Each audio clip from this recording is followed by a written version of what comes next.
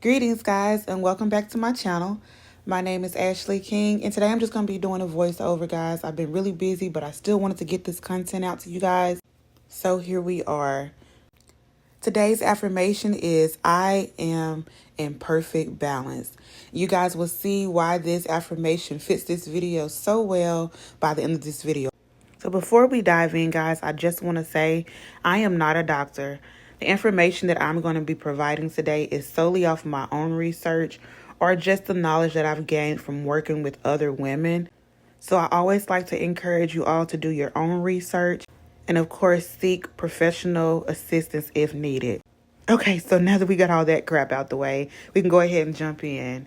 So as I mentioned on our last video, guys, the foods and drinks that we consume either has a positive or a negative effect on our body's balance. Today, specifically, we are talking about the vaginal area, the overconsumption of waste, alcohol, foods with yeast, foods that just have no nutrition. It's simply making it harder for our body to cleanse and detox naturally like it's supposed to.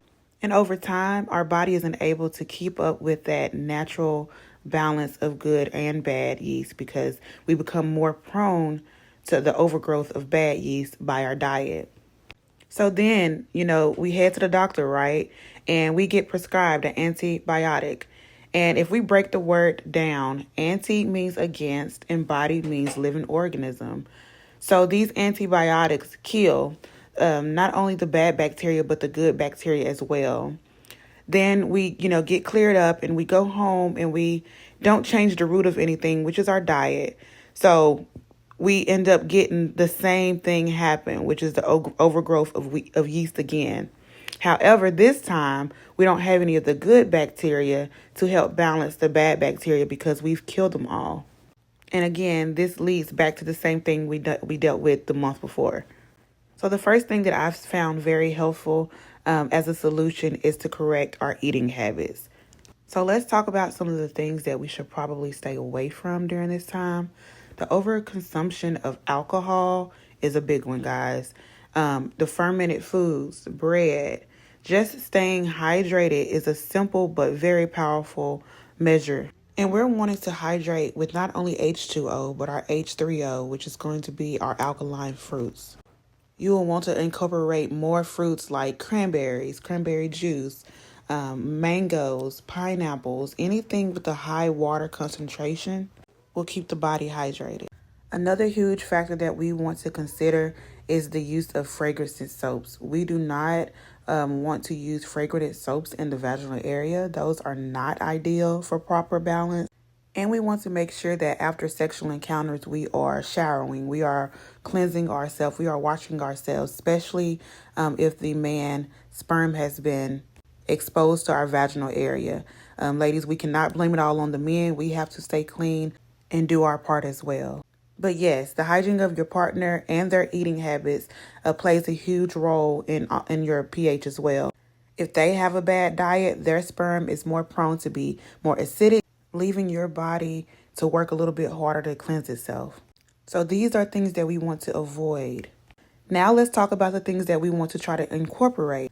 In my experience, I've found that doing yoni steams regularly does actually help stimulate the body's natural processes. If you're not familiar with yoni steams are when you sit over a blend of herbs with antifungal and antibacterial effects. So as you are sitting over this pot of water and steaming and the constituents from the herbs are coming into your yoni, it's going to help stimulate your own natural processes, your own natural cleansing processes, but it's also have that antifungal, and antibacterial effect. Incorporating yoni oil is another one, which is the same concept, meaning there are herbs, a blend of herbs that you're soaking, and a blend of oils that are also antifungal and antibacterial. And that is just something that you put on topically that will help the surface area and also reduces that bad moisture. It's been proven that yeast, bacteria, fungus, they all like to thrive in moist environments. With that being said, it does bring me to my last point. Ladies, it is okay to go pantyless, to go in your natural state. And the reason why this is beneficial is because it's allowing you to get that airflow and to keep you more dry. If you must wear underwear, cotton underwear is going to be the best fabrics to wear because it does keep you a little bit more dry. But if you can, while you're home, while you're just chilling, just try to let that yoni breathe because your yoni will appreciate the airflow and being in its natural state. So yes, guys, let's just do a little recap of what we talked about today. The do's that we do want to do, we want to incorporate more alkaline foods. We want to have a better diet. We want to stay hydrated. And we want to eat more fruits like cranberries, cranberry juice. And when I'm talking about cranberry juice, I'm not talking about the sugary drinks that you buy at the store. I am talking about fresh, raw cranberries that has the bitter taste. Other foods that you would want to incorporate may be mangoes, pineapples, watermelon, any fruits with high water concentration. We want to make sure that we are using the correct soaps, yoni soaps, or just no soap at all in that area.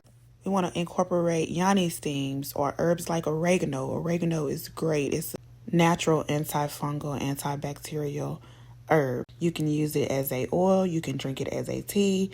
You can use the capsules. There's so many ways to intake oregano, but I do also suggest that you add oregano to your diet while you're trying to cleanse. And we also just want to let our yoni breathe. We want to go penniless as much as we can. Now, things that we want to stay away from. We want to stay away from bad hygiene. We want to stay away from partners that do not properly cleanse themselves before and after sexual encounters. We want to stay away from the overconsumption of alcohols and foods with yeast in them. And of course, we want to stay away from junk foods and processed foods. These foods are not giving our body any type of nourishment. They're doing more harm to the body than they are good.